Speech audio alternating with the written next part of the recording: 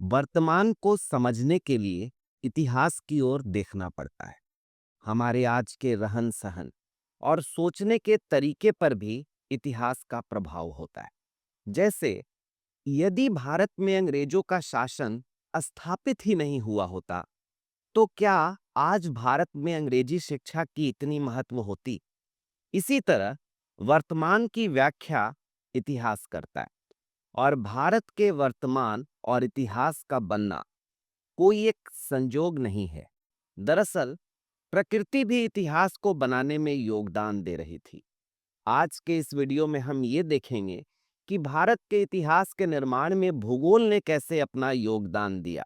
साथ में यूपीएससी का एक प्रश्न भी।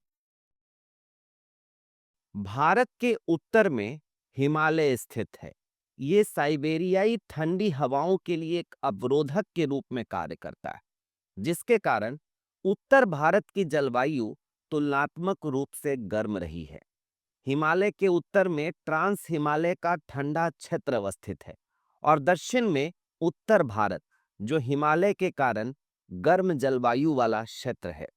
इस जलवायु ने वनस्पतियों और जीवों के विकास में महत्वपूर्ण भूमिका निभाई है। यह जलवायु मानव जीवन के अनुकूल है, इसलिए जनसंख्या घनत्व चीन और अन्य पड़ोसी देशों की तुलना में कहीं ज्यादा अधिक है। इसके साथ ही हिमालय विदेशी आक्रमणकारियों को रोकने का कार्य भी करता है। पूरे भारतीय इतिहास में 1962 को छोड़कर चीन की ओर से कोई आक्रमण नहीं देखा गया है, क्योंकि हिमालय को बड़े समूहों में पार करना लगभग असंभव है। एक बाधक के रूप में हिमालय की उपस्थिति के कारण ही भारत मध्य एशिया में होने वाली राजनीतिक और सैन्य अस्थिरता से काफी हद तक मुक्त रहा है। हिमालय एक रुकावट की तरह है। इससे ये प्रतीत हो सकता है कि हिमालय भारत को बाकी दुनिया से अलग कर देता है, लेकिन ऐसा नहीं है। हिमालय पर्वत श्रृंखला में प्राकृतिक रूप से कुछ दर्रे बने हैं, जिनके माध्यम से बाहरी दुनिया के साथ बहुत पहले से ही भारत के सामाजिक, सांस्कृतिक और आर्थिक संबंध रहे हैं। हिमालय कई बारहमासी नदियों का स्रोत है, जिनमें गंगा, यमुना, सिंधु और ब्रह्मपुत्रा प्रमुख है। इन नदियों के किनारे सदियों से भारत के लोग रहते आए हैं, और जिस कारण ये नदियां भारत में सभ्यता और संस्कृति का उद्गम स्थल रही है। अन्य पर्वतों की भूमिका। पहाड़ियों एवं पर्वतों ने भारत को विभिन्न भौगोलिक क्षेत्रों में विभाजित किया है। इन भौगोलिक क्षेत्रों ने भारत में अनेक क्षेत्रीय भौगोलिक संस्कृतियों का निर्माण किया है, और भारत को विविधता से संपन्न देश बनाया है। विंध्य पर्वत श्रृंखलाओं ने यह सुनिश्चित किया है कि उत्तर भारत में हो रहे राजनीतिक और सैन्य विकास का प्रभाव प्रायद्वीपीय भारत में ज्यादा न पड़े। इसी के प्रभाव स्वरूप प्रायद्वीपीय भारत में संस्कृति का संवर्धन उस वक्त भी हो रहा था जब उत्तर भारत पर तुर्कों का नियंत्रण हुआ। अरावली पर्वत श्रृंखला ने पश्चिम भारत को कई भागों में विभाजित किया। परिणाम स्वरूप पश्चिमी भारत में हमेशा से कई राजवंशों का अस्तित्व रहा है। अनेक राजपूत शासक आमतौर पर शक्ति के मामले में बराबर थे, जिस कारण इनका एक बड़े राज्य के रूप में एकीकरण संभव नहीं हो सका, और इन क्षेत्रों में छोटे छोटे राज्य अस्तित्व में हमेशा से रहे हैं। पश्चिमी घाट के पहाड़ी क्षेत्र होने के कारण ही मराठा गुरिल्ला युद्ध प्रणाली का कुशलता से उपयोग कर मुगलों को हरा सके। उपजाऊ उत्तरी मैदान की भूमिका। उत्तर में उपजाऊ मैदान ने उत्तर भारत में बड़े साम्राज्यों के उदय को सुनिश्चित किया है। यह क्षेत्र संसाधनों से भरपूर है। साथ ही यहाँ के शासक भू राजस्व के रूप में खेती का एक बड़ा हिस्सा अपने पास रखकर अपने राज्य को साम्राज्य में बदलने में सक्षम थे। इस क्षेत्र में कृषि संसाधनों ने उत्तर भारत में बड़े साम्राज्यों को जन्म दिया।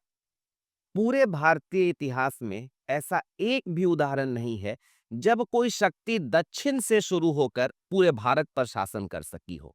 वहीं दूसरी तरफ जिसने भी उत्तर भारत को नियंत्रित किया है, उसने दक्षिण को नियंत्रित किया है। उपजाऊ मैदान द्वारा प्रदान किए गए संसाधनों द्वारा ही ऐसा संभव हुआ। इन्हीं उपजाऊ मैदानों के कारण भारत की राजधानी हमेशा लाहौर से लेकर कलकत्ता के बीच स्थित रही। भारत पर अधिकार की लड़ाई में फ्रांस के खिलाफ अंग्रेजों की विजय हुई। इसका एक बड़ा कारण यह था कि फ्रांसीसियों का ध्यान मुख्यतः दक्षिण भारत में था। वहीं ब्रिटिश ईस्ट इंडिया कंपनी के बंगाल जीतने के साथ ही वो लगभग अजेय अपराजित हो गई थी, क्योंकि उत्तर भारत के संसाधनों पर उनका नियंत्रण होने लगा था।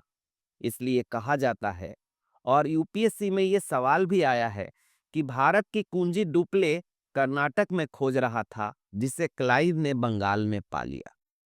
खनिज, वन व अन्य संसाधनों की भूमिका। खनिज संसाधनों की उपलब्धता ने भारतीय इतिहास की दिशा में एक अस्थायी प्रभाव छोड़ा, क्योंकि शक्तिशाली साम्राज्य उन क्षेत्रों में हुए हैं जहां प्राकृतिक व अन्य संसाधन प्रचुरता में उपलब्ध हों।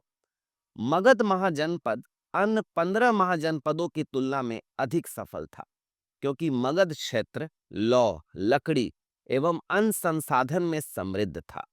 लौह की उपलब्धता के कारण मगध के शासकों ने बड़े पैमानों पर हथियारों का निर्माण करवाया, जिसके कारण मगध साम्राज्य की सेना अधिक सफल हुई। मानसून और वर्षा की भूमिका। वर्षा के वितरण ने भारतीय इतिहास को कई प्रकार से प्रभावित किया है। पूर्व से पश्चिम जाने पर वर्षा की मात्रा कम होती जाती है। वनों की सघनता भी इसी पैटर्न का अनुसरण करती है। इसी कारण भारत की सभ्यता की दिशा पश्चिम से पूर्व रही है। कृषि और मानव जीवन की उपयोगिता के कारण मध्यम वर्षा वाले क्षेत्र में घनी आबादी होती है। इसे भारत के संदर्भ में भी देखा जा सकता है। महाराष्ट्र में वर्षा छाया क्षेत्र के कारण पर्याप्त वर्षा के अभाव में कृषि का विकास नहीं हो सका। गुजरात और राजस्थान की स्थिति भी सीमित वर्षा के कारण ही ऐसी है। कई विद्वानों का मानना है कि भारतीयों के अंदर नियतवादी अथवा भाग्यवादी दृष्टिकोण भी अतीत काल से ही मानसून पर उनकी निर्भरता के कारण है, क्योंकि यहाँ के किसान अपनी खेती के लिए मानसून पर ही निर्भर रहते थे। किसी वर्ष मानसून वर्षा कम होने पर वो अगले साल इसके बेहतर रहने की कामना करते थे और वर्तमान को अपना भाग्य समझ स्वीकार कर लेते थे। भारत के महाद्वीपीय चरित्र की भूमिका। उपमहाद्वीप से संबंधित होने के कारण भारतीयों का चरित्र भी महाद्वीपीय है। विस्तृत भूप्रसार के कारण शासकों को राजनीतिक एकीकरण के लिए कठिनाइयों का सामना करना पड़ा। मौर्य और गुप्त वंश को छोड़ दिया जाए तो राजनीतिक विखंडता पूरे भारत की विशेषता रही है। इस व्याप्त भौगोलिक प्रसार के कारण ही भारत के शासक भारत के बाहर उपनिवेशों की तलाश करने में बहुत कम समय दे पाए, और इस राजनीतिक विखंडता के कारण ही भारत में अनेक राज्य और अनेक संस्कृतियों का उद्भव हुआ। इतिहास के निर्माण में भूगोल के प्रभाव को भौगोलिक नियतिवाद के नाम से जाना जाता है।